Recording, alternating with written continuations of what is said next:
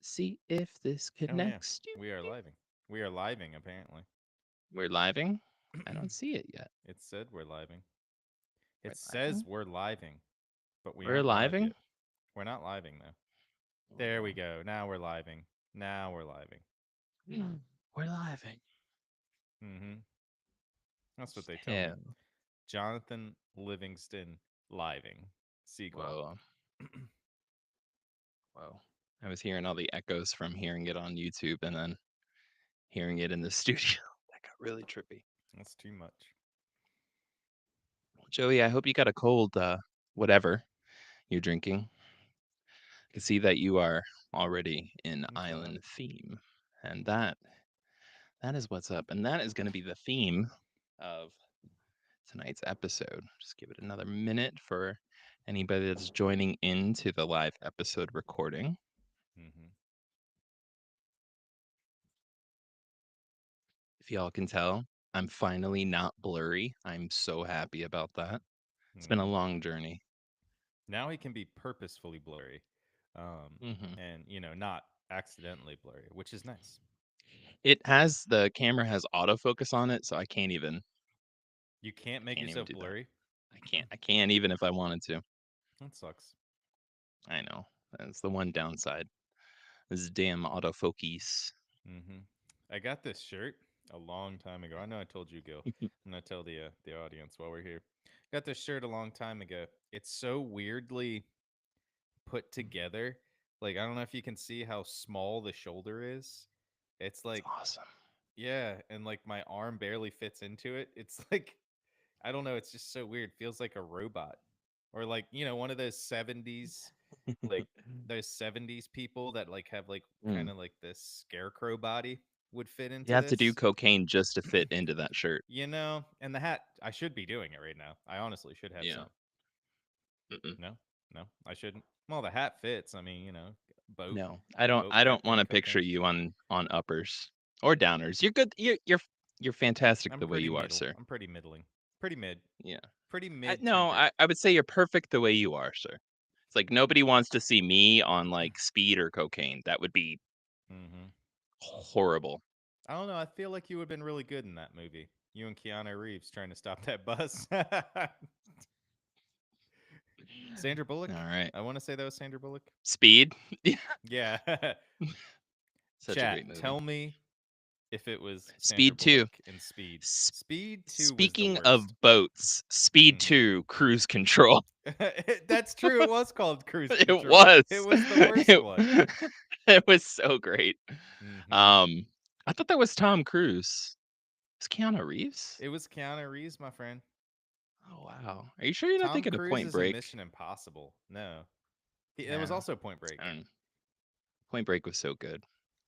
Oh, Um, God. Yeah. Keanu Reeves, Jeff Daniels. Oh, Jeff Daniels. It was Sandra Bullock. mm, Mm. fantastic. Was Well, Jeff Daniels the bad guy? No.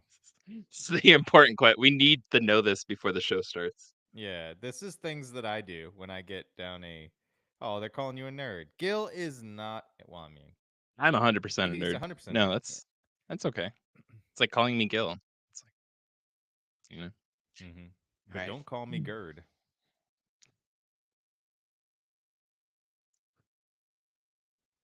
Hello, everyone, and welcome to episode 131 of the Black Cat Report. My name is Gil, and joining me here today, Culpeper, Virginia's 9-time sailboat waxing champion, Joey Lee. Joey? Thank you. Honestly, it's they did like I was telling you earlier. We talked Mhm. offline. They gave me one trophy for 9 years. They actually canceled the 10th year, not because I kept winning it, but just because they ran out of wax. Yeah. I heard there were some allegations that there wasn't actually a championship and you were just waxing people's boats. Do you have anything to say about Mm, that? that was a championship. I won. I won. Okay. Self-proclaimed. Well, before we go any further, I need to give a very special thanks and shout out to friend of the show, Max, who inadvertently inspired this series. Now, Max, when you get a chance, Boop, boop. check your email. Joey and I will be sending over a thank you message for being so goddamn awesome. We will. Now, this episode marks the start of a deep dive we'll be taking into a cursed island, double homicide, cold case, prison escape, and last but not least, a conviction involving the man who put Charles Manson behind bars. In part one, we'll be setting the tone for the dread that follows, a prologue for the dark pressures that will be preying on the protagonists in parts two and three, and maybe even four. Ugh. Now, without further ado, let's raise the sails, scribble down our best schoolboy jokes, and set off for Palmyra Atoll.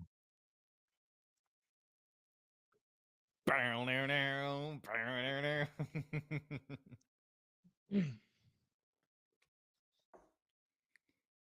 After waking up 3 times in a row, Captain Edmund Fanning could no longer ignore the suffocating feeling of a dark omen settling in and radiating through his every nerve and thought as the blanket of night toyed with his fears.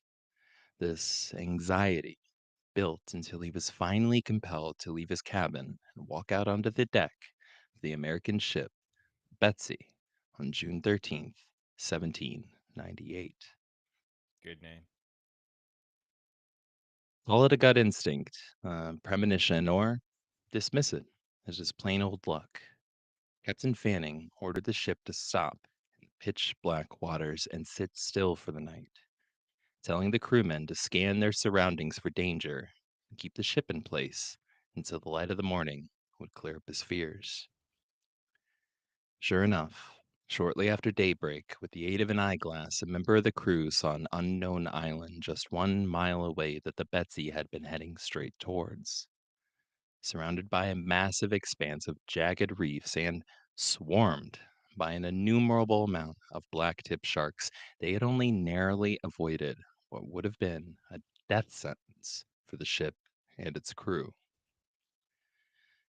And while the location and description of the island was documented in that captain's log, it was never officially reported.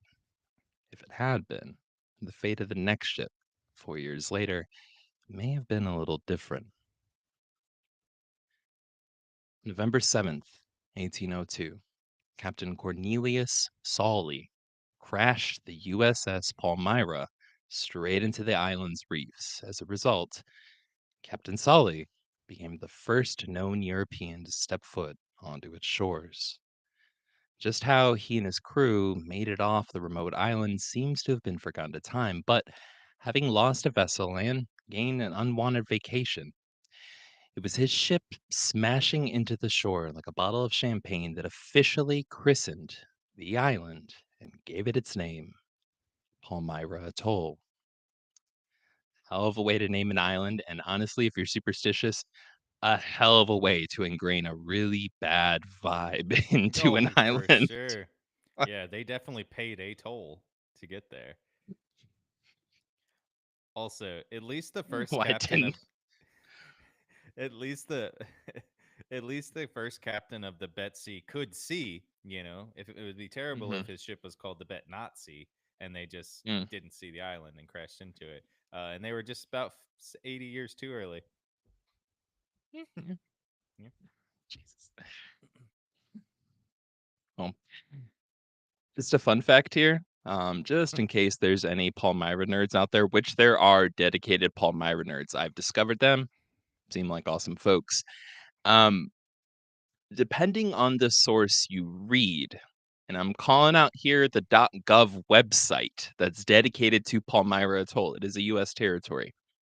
They say that Captain Sowley sought shelter on the island, um, and that he didn't crash into it and seek shelter. They're just like, yes, and the distinguished captain sought shelter on the island and discovered it. Little fun fact, if you look up the USS Palmyra in the early 1800s, nearly every source mentions the fact that the or that the ship crashed into the reefs. So while his history as a part of the US Navy, totally spotless. Look at the ship he was captaining. Hmm. Like, he crashed into it. They just kind of gloss over it. And they're like, he sought shelter. It's like, all You right, know, he dude. He came So back and was just like, no, or when he got saved or something, no, whatever happened, he was just like, no, my ship was fine. My ship's fine. this Can't you island's see my it over ship. there? Yeah, the island's my ship. Yeah, Can't you see my ship over there? And it's just like a raft. What's left of the ship, just a raft made out of barrels. pretty much. But that is something. If you're looking up the very limited history, the very limited cleaned up history around Palmyra, there's discrepancies. And yeah, that eventually that was a point that I came to where I was like, I'm not gonna look him up. I'm gonna look up his ship. And I'm like, bingo. Every record says that it's smashed right into Mm-hmm. mine. So yeah, just a Yeah, little he fun was the fact. first Well, person to start a smash burger, a smash ship, and then he was like, "What would be really well, awesome? If we had burgers that smashed." jeez. Smash burgers in paradise. Now, Mm-hmm. to get a better picture of Palmyra, we have to address a little bit of its geology and geography. First off, while Palmyra is often called an island, it's technically an atoll, which is a collection of small islets or small islands formed on top of reefs, in this case, along the mouth of an ancient volcano that has sunk into the sea. Mm-hmm. In total, Palmyra was originally composed of about 52 small islands, mostly separated by a few feet of water, though later, as a result of military construction projects during World War II, a lot of these small islands were combined, right? So these little islets, basically, they destroyed a bunch of coral, blew it up, and started connecting all these little islets together to make more land out in the ocean. Mm-hmm. These islets form a horseshoe shaped swath of islands, totaling about, in total, 4.6 square miles, the likes of which are surrounded underwater by inexpansive reefs reaching out from the shore into the deep blue, working almost like a jagged crown of danger for ships. All the Mm-hmm. while, nestled in the center rests two beautiful lagoons like azure gems, just Mm-hmm.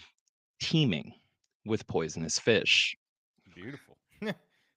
Beautiful. Well, all that said, Palmyra is the quintessential island you're likely to picture when thinking of a deserted tropical paradise in the ocean. The type of location the movie Castaway would be based on, right? Like it is exactly that island with like the massive palm trees hanging over with coconuts, Mm-hmm. beautiful white sand beaches, a lagoon in the center, tons of sharks swimming around it. It is Perfect. the typical island. Mm-hmm. Now, as for Paradise. the location, Palmyra sits roughly 1,000 miles southwest of Honolulu, Hawaii, almost perfectly dead center in the middle of the Pacific Ocean, resting between North America, South America, Asia, and Australia, leaving it just 352 miles north of the equator. It is almost perfectly dead center between all of these continents, right? Yeah. To say it's one of the most remote places on the planet would honestly be a huge understatement. It is up there. If there's going to be a list of 10 spots and the person making the list knows about Palmyra, Hmm. it's Yeah. probably number 2 or 3, right? Well,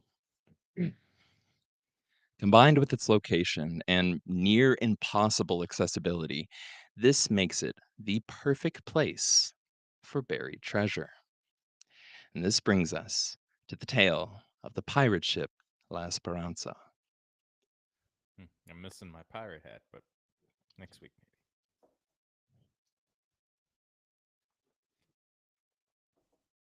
While it's often considered just an urban legend or a literary trope that pirates bother to bury their treasure on remote deserted islands, Palmyra may be the exception or even the inspiration behind the popular myth.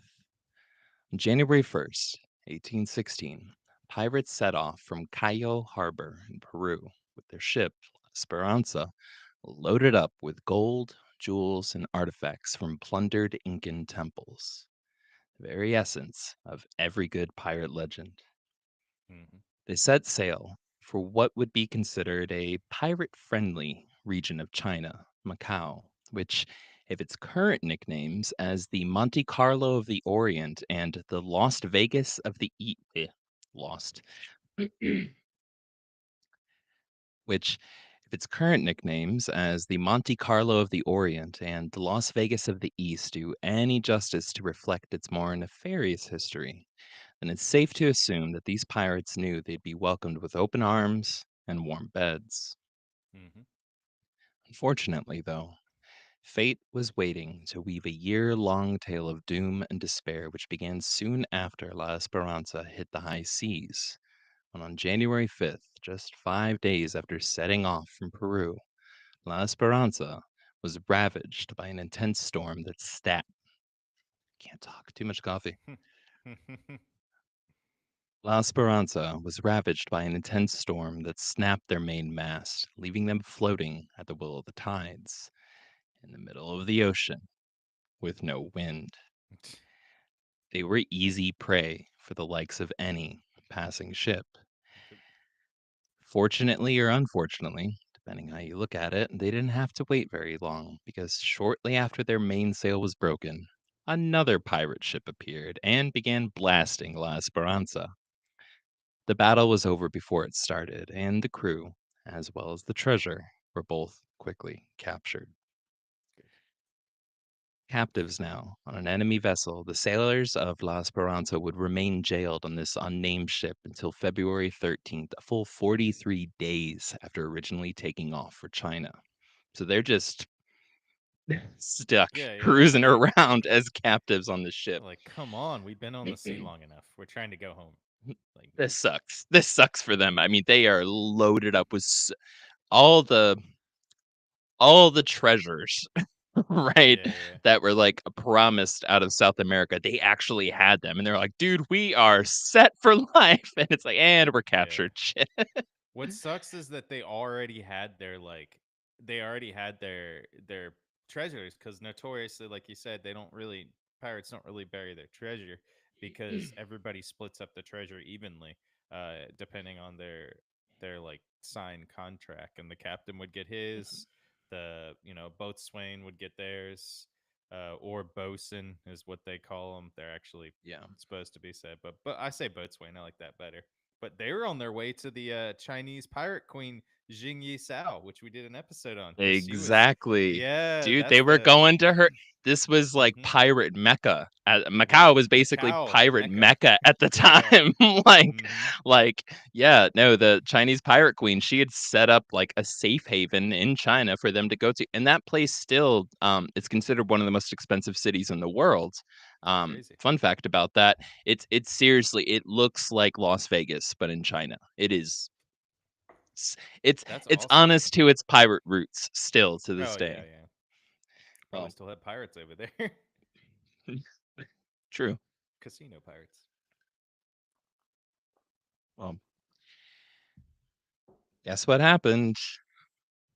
There was another freak storm that came through, blasting All right. this ship into coral reefs that were nestled up against an island, busting its main sail and damaging it to the point of taking on water. The sailors, all of them from both crews, worked for 4 days and nights trying frantically to repair the ruptured vessel and free it from the razor sharp coral it had become stuck on. In the end, they were ultimately successful ish and managed to bandage up the ship just enough to hobble over to a nearby island they had seen resting across the shark infested waters about a mile away. The island was, of course, Palmyra Atoll. Mm. It was now February 17th when the pirate crews made landfall in Palmyra. Again, they started on January 1st. Yeah, it's a um, long trip, long voyage. yeah. So it was now February 17th when the pirate crews made landfall in Palmyra. Realizing the severity of their situation, they didn't hesitate to bring the treasure ashore and bury their most precious cargo before beginning the long process of scrapping their damaged ship in an attempt to build a new vessel so they could escape and call for rescue. After 120 days, 80 of the 90 total survivors were finally ready to set sail, each carrying a small piece of gold with them as they took off from shore and into the middle of the ocean. They were never heard from again. freak storm. Another freak storm. Another freak storm. Yeah. They're just like, oh, come on, another hurricane. This is when you see the location of Palmyra Atoll on a map Hmm. and you realize that like that's what you're setting off into on a raft, Yep. No. dude, it's enough to give like geography anxiety. Honestly, like looking at that, it's like, Yeah. oh hell no. Yeah. You don't know if you might get somehow crazily lucky and go to like American Samoa, which is Mm-hmm. thousand something miles away, or go to Hawaii, or end up in Antarctica, end Yep. up in Australia, end up Yeah. in South America, end up in North America, end up in Asia, like just anywhere. You were in the middle of the goddamn ocean. Yeah. And they use Like dead there reckoning. is no Dead yeah, reckoning. So it's on like, their raft. Yeah. literally, yeah, they're just like, I Yeah. mean, they have sextants, they're measuring where they're going with their sextant and their tools and the map. But like dead reckoning is like, man, you get off by like a Oh yeah. little degree, you're the difference between being in Hawaii on the beaches and being in the belly of a shark with your boat in the And bottom of the sea is very close. fun fact, and I'm glad you brought that up. We're gonna cover that in the murder series that's coming up on Palmyra Atoll. Um, Dead reckoning changes based on where you are in accordance Hmm. with the equator. Yep. So the math completely changes whether or not you're north or south of the equator. Being 350 something miles north of the equator, which way you going, bud? Yeah, you have to figure that out, Like, which is just like, man, to even fly a plane horrible. too, like before that we had Yeah. GPSs. Ugh.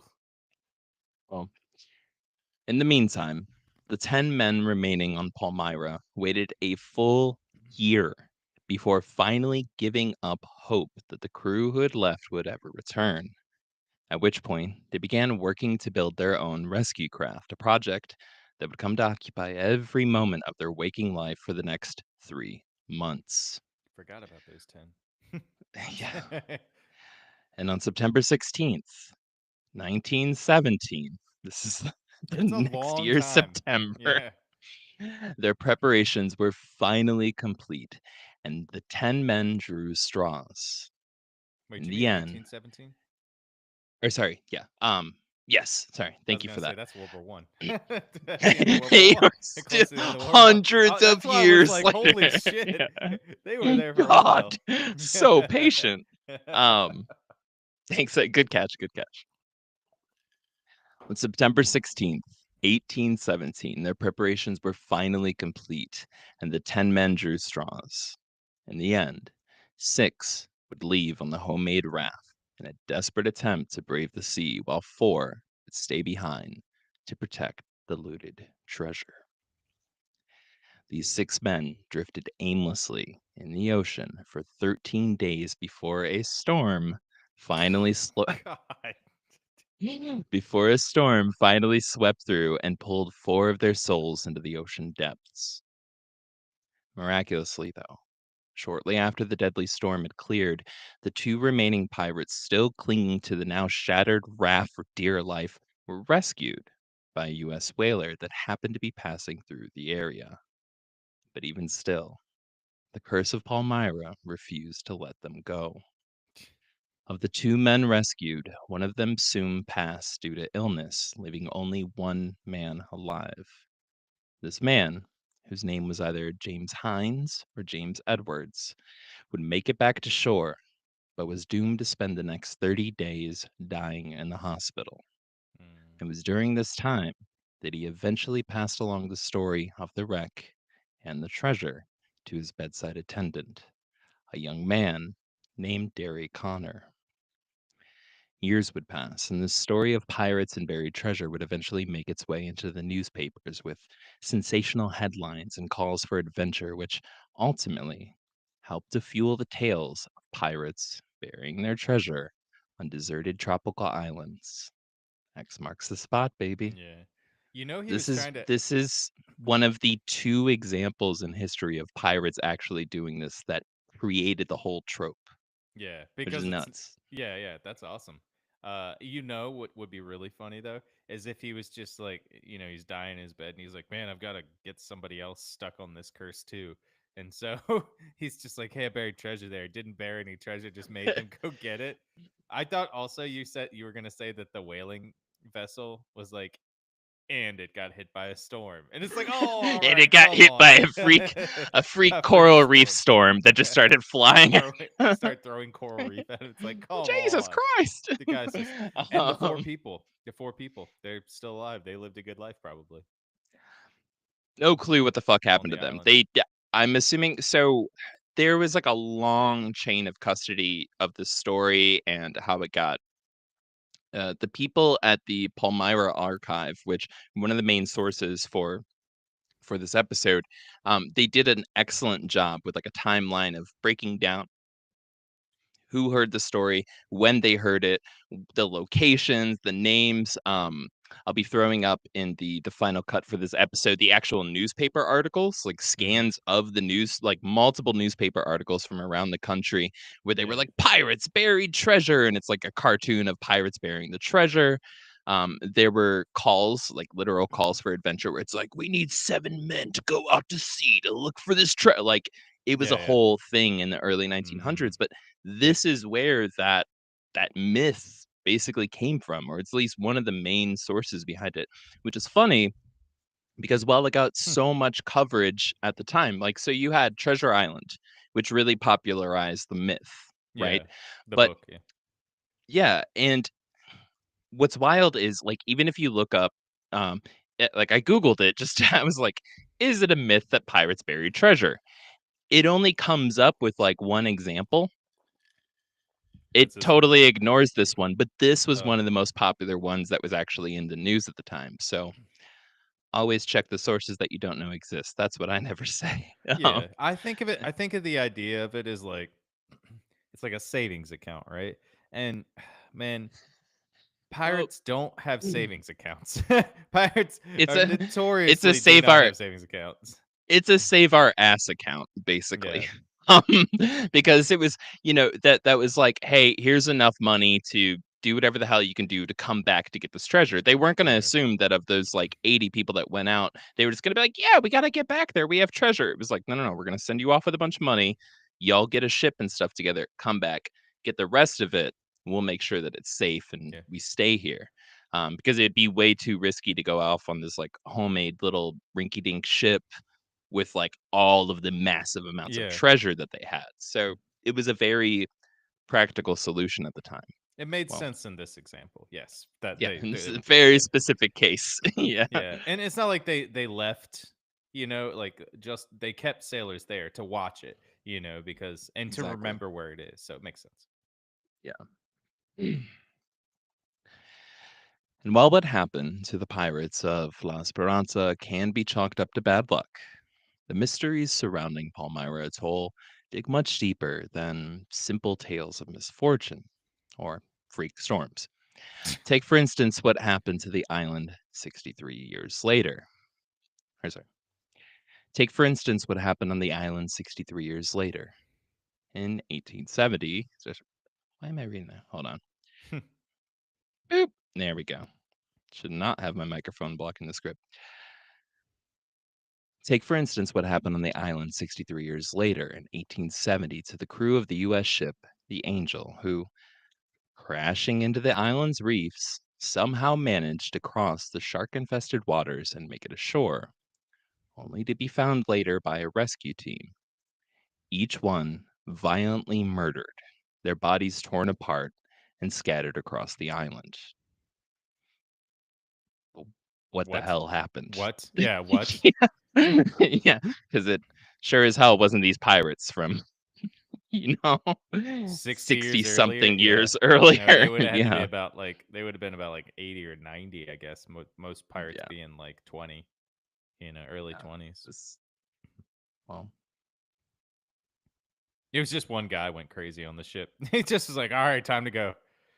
yeah, but then he would have had to have like stabbed himself and everything too. Like it was it the way it was described was just random spots all around the island, like people had been Mhm. getting chased. They were stabbed to death, there were bodies decomposing, it was just everywhere. Mhm. I mean, you're picturing 60, 70, 80 people, like 80 something bodies Mm. scattered across a 4-mile island, just all over the place, dead. Yeah. This is 1870, right? yeah. 1870. Trying to think if there was any maybe a certain tribe that just was who knows, land This island was waterfront there. completely uninhabited, Yeah. other Well, like than that the that people who are constantly ending up there. Permanently and yeah. intentionally inhabited. This island is Yeah, uninhabited, yeah. right? Yeah. Or although there's some conflicting stories around that, but for the most part, consider this an uninhabited island. Again, Yeah, yeah. unless there's a freak storm or any ship traveling nearby. Yeah. Um, well, to quote from those who've been interviewed, right?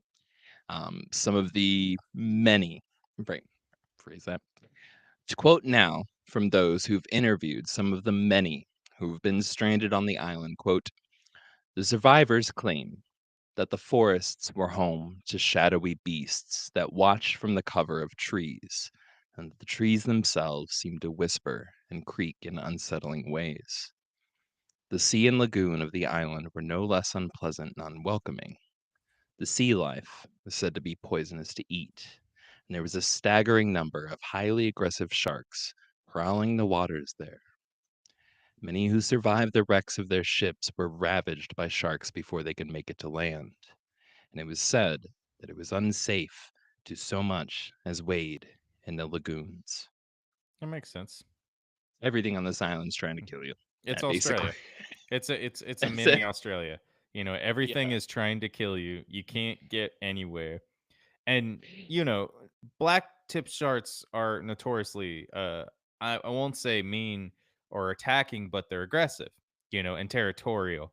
And me and Gil, we talked about this offline, and I vehemently said that sharks are not bad. They bite you, but that's how they understand what you are. That's how they sense you, and yeah, Yeah. they're But black tip sharks are very territorial and aggressive. So if you're going in their area, you might lose an arm. You never know. well, with that said, some sharks like to nibble more than others.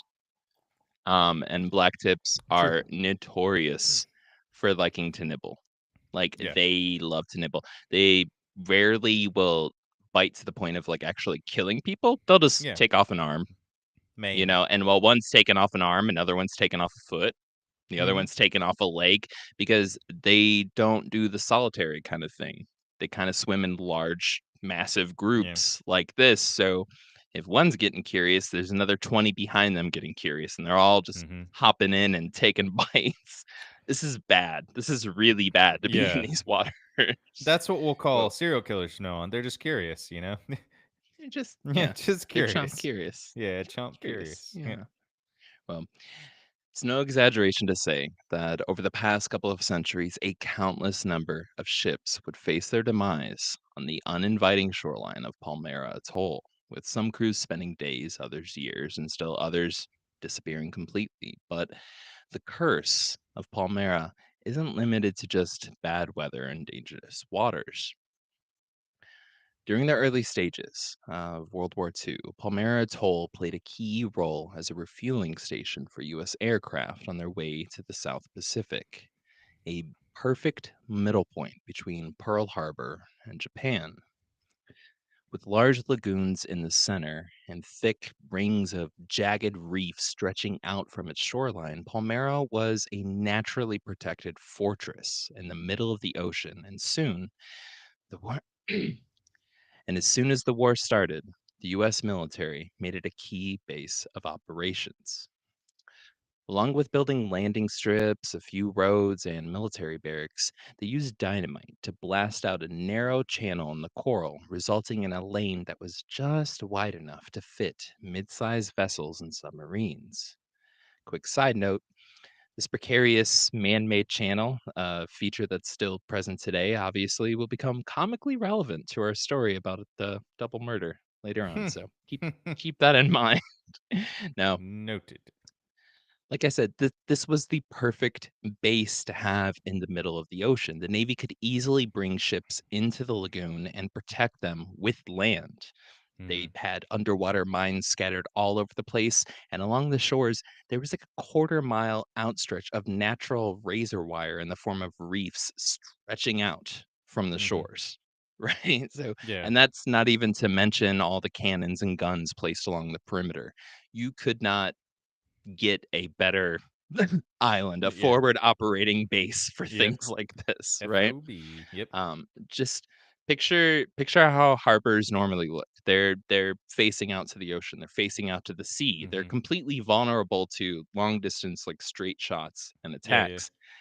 This is literally protected by land Yeah. all the way around it. And these trees, I think the average height of the trees on the island, even though the island itself is on average about 5 to 6 feet above sea level, the height of the trees is 75 to 90 feet. So you're Dang. completely obscured, Yeah. That's some right? high And you have trees. one narrow channel, which is basically like a one-way street for submarines and ships to come straight into the center of this lagoon. Mhm. Now, these defenses, and I think this is funny, but these defenses were so good, and the island was so remote and frankly hard to find that it was only attacked one time, almost comically, when a Japanese sub surfaced, started firing at the base, then ran away after being shot at one time. The crew basically saw what they were dealing with and just took the fuck off. Yeah, just They were like, like, "Don't all come right, you know back." what? Yeah. Fuck this place. Don't come back to Well, this place. you you have, not to mention the countless shipwrecks, which are debris and stuff all over the water, Oh, yeah, and we'll yeah. get to that in a second with, like, how many freaking shipwrecks there are there, but you also have coral that's just formed like crazy all over the place. Mhm. Then you have mines in the water, Yeah. and then you can't even see what the hell you're shooting at because of the trees, so Yeah. everybody's water level, for the most part, right? And they're Yeah. just like, "I don't that literally, we can't even get close to this fucking Yeah, place." there's nowhere to Like, attack. Yeah, and no. then as the sub was going away, it unfortunately was lost in a freak storm. Its Freak main underwater periscope storm. broke, and Yeah, freak yeah. underwater storm. No, so this really was, the hell of a place to defend and to kind of, like, have, like, lockdown. Like, Yeah. this island cannot be more it cannot be more of the trope or the archetype of a cursed island, right? Like, it's just like if Doctor Evil needed to buy a new piece of real estate to put, like, his headquarters on, it's this island. Mhm. This is the Yeah, perfect fucking island. Literally, the water's filled with sharks and poisonous fish. I mean, come on, dude. even better, Based yeah. on top of an old Yeah, volcano, yeah. shipwrecks everywhere, All he needs buried is laser treasure, beams to attach to the shark's heads, and he'd be perfect. freaking lasers. Yep. Yeah, no. Well,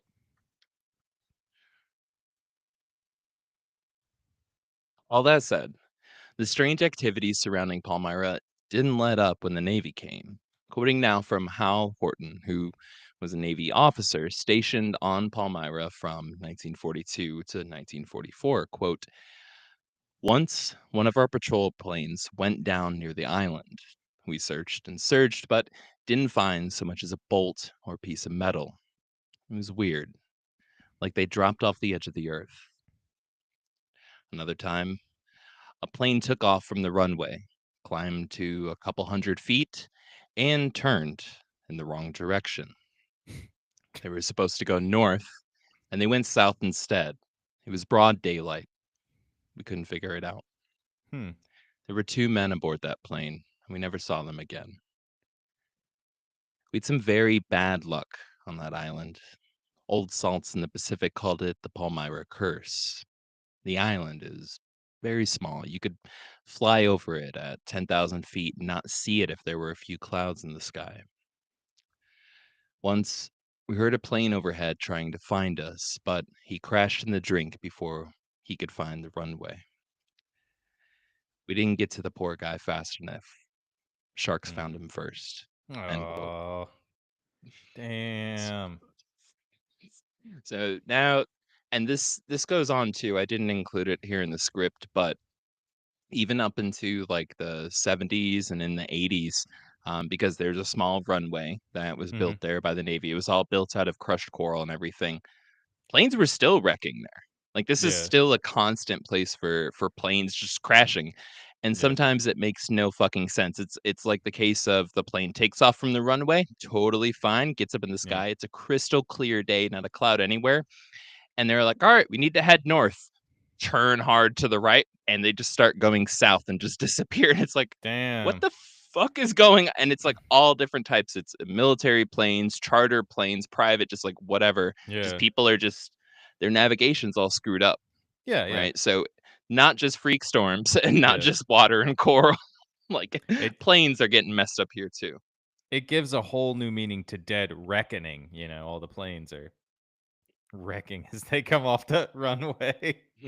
Dead wrecking. Dead wrecking. Um, Yeah, Tom Cruise will be sad about that. He'll probably see them.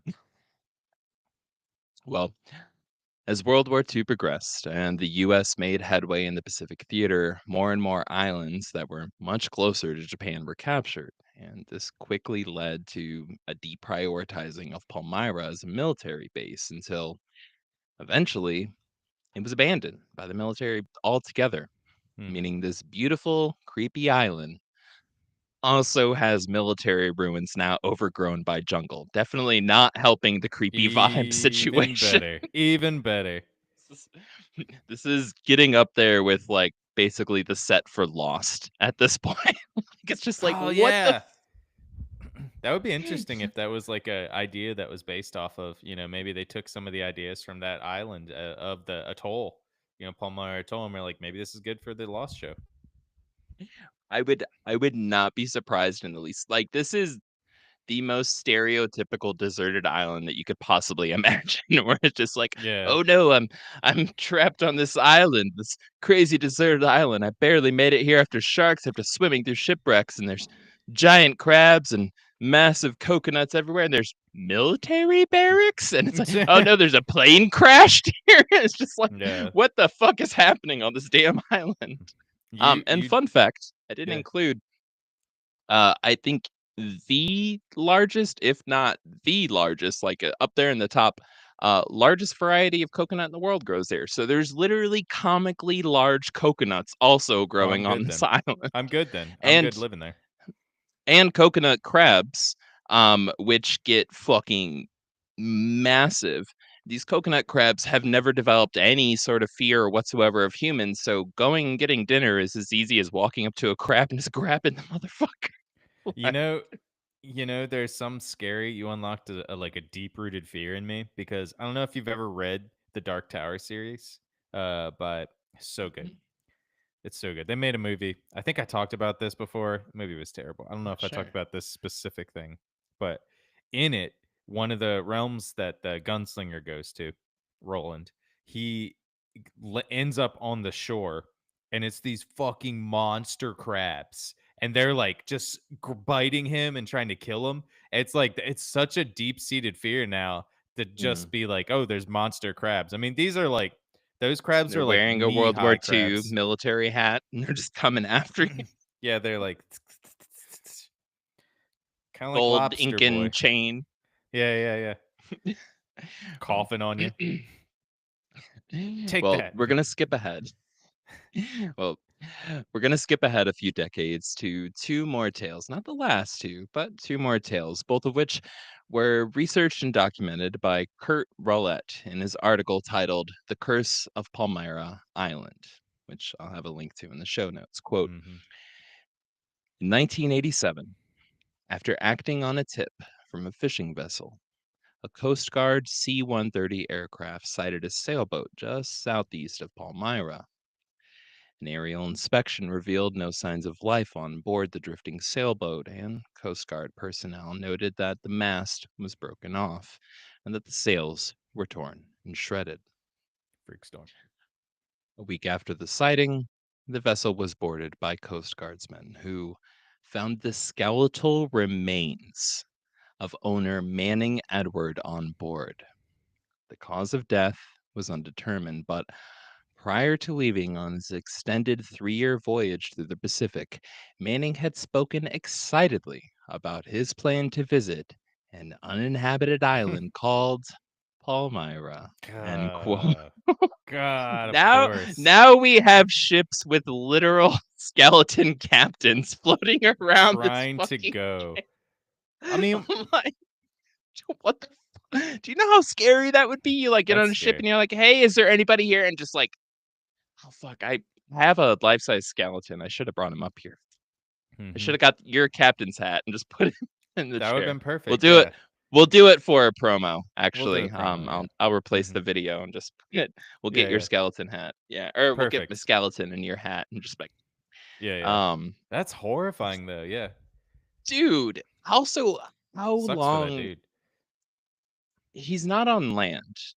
So you got to consider that. And I'm assuming, if it's a large enough boat, I mean, even like mid-size, I can almost guarantee you there's rats. I mean, rats Yeah. everywhere, especially Well, at sea. They will y- get into shit. So he had to have been floating long enough for the rats and the flies to literally eat all of the flesh mhm. from his body. Yeah. Maybe some That birds is too if he was inside, insane. if he was outside, Unless he was Well, like they he like, probably had like a probably had like a little underneath place where he could sleep, yeah, So I wonder if he was in there, if he was like up by the who just knows? still has his Pornhub like just playing on repeat. Yeah, yeah. This is the It's like, most embarrassing way to get discovered. I'm all glad this guy bone. died. Um, well, continuing on, quote, 1989, another sailboat named the Sea Dreamer, in transit from San Diego to Hawaii, was caught in a storm that pushed her far off course to the south and onto Palmyra Island. After a brief stay on the island, the boat again departed for Hawaii and then disappeared. An extensive search by the Coast Guard between Palmyra and Hawaii and even along the coast of the United States failed to turn up any trace of the Sea Dreamer and the four members of the Graham Hughes family that were her crew. This one No. was really sad if it's the Yeah. one that I'm thinking of because again, there's a laundry list of these accounts. It was like a father and his three daughters on like a fun sailing expedition Oh, and they just goes gone. to and we also have to consider this is 1989. This is not the 1800s. Yeah, yeah. There's You know, this GPS, is not the There's 1700s. semi GPS. There's GPS, there's radar, there's Radio. maybe not sat phones at this time, but there's a radio system. This is these waters are getting a lot more sailed, right? At the time, you Mhm. have cargo ships and stuff like that going through these waters, still just straight up disappearing, right? Yeah. I mean, even sea liners like nowadays. Like I was researching too for another episode, couple episodes we're doing later. 19 or 2015, 2015.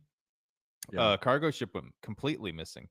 Sunk. They yeah, know that it sunk and the people died because they have the transcripts of the radio. The radio signals, the yeah. emergency, the maydays. But they never found the cargo ship. So think how big those things are, like football field size, and they're also Yeah. gone. Just the water is just so volatile. You never know. It's like Mm. it's untamed. It's just Palmyra Atoll just going around and assassinating different It's ships around the moving. world. Yeah, it's moving. Yeah. It's like I did not know that was there. Um, crashes and wrecks are such a thing around Palmyra that I had to look this up here. It's fascinating to me. In the year 2000, the US government's Nature Conservancy, which now pretty much runs Palmyra, had spent roughly $5.5 million just clearing shipwrecks out of the water Damn. around the island. Damn, And like dude. these awesome science nerds, 90% of the work that they're doing is just volunteer and they're not getting paid. If they're Oh yeah. spending that much money doing it, it's not because they're getting paid well hourly. They are working their Yeah. ass off to try to like recoup like the natural habitat, to help with the coral reefs, do Mhm. this and that. There are so many fucking shipwrecks around this goddamn island. Imagine the archaeological finds too of like ships from the Bro, 1800s, from the 1700s, 15s probably, 16s. speaking of archaeological, if you want to feel shocked and old, $5.5 million in the year 2000, adjusted for inflation today, comes out to a little more than $9.2 million. Ooh. Oh, so Does that make you feel a little old yet?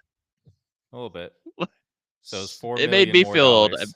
$4 million more dollars than yeah, for just It's 20. it's Well, it's technically it's a getting quarter it's of a getting decade, close to buddy. twice. It's It's quarter of getting a it's close quarter to of a twice. century. We're a quarter of a It century from is, there. but Yeah, that's crazy. normally when we talk inflation, it's like, oh, well, adjusted for inflation today's, and it's like 1940s. 1917 money or some shit. But I Yeah. was like, how much does that really? And I was like, God damn.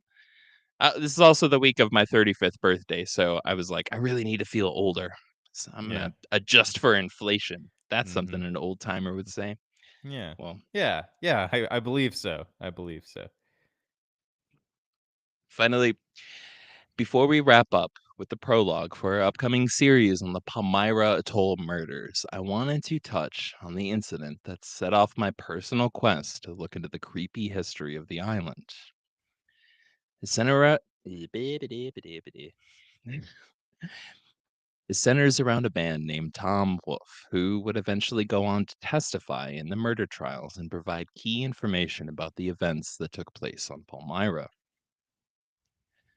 Early one morning, just a month before he was set to take the witness stand, Tom was walking along the coast of the Puget Sound in Washington state when, only 40 feet from his front door, floating along the shoreline, he noticed what could be described as a poster tube lightly knocking against the rocks. He walked up to it and opened it.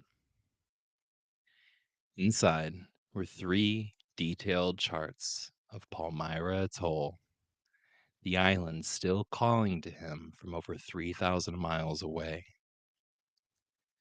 And that, my friend, is the unsettling setting for the 1974 double murder we'll be starting next week.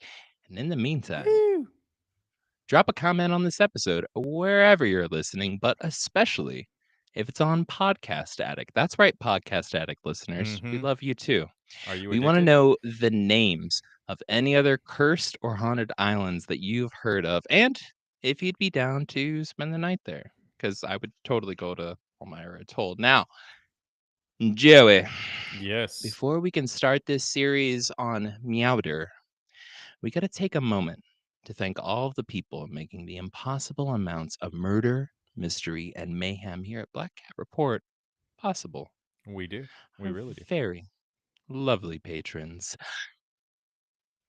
I gotta hit the music. Double time. Shit. Can I hold my breath this long? Here we go. Oh, wait, little quieter. Our very lovely Patreon members.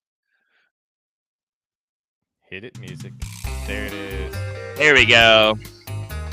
Bud, Don, Thomas, Little Mystery, Bobby, Betsabe, Lucas, Tim, D, Max, you're getting a shout out soon, Ian, Morgan, Dragonpaw from the Star Blood Chronicles podcast, Tim Miller from Miller's Monsters, Marissa Gavin, the fearless leader of the chicken cult, Rochelle, Ave, Jaden, Jackie, Yellow Bear, Dwayne, aka Snatch Squat, Alyssa, Bree, Michael Extreme, Kristen from the Paranorm Girl podcast, James, and most unsinkably, our sexiest producer, Copy Kitty.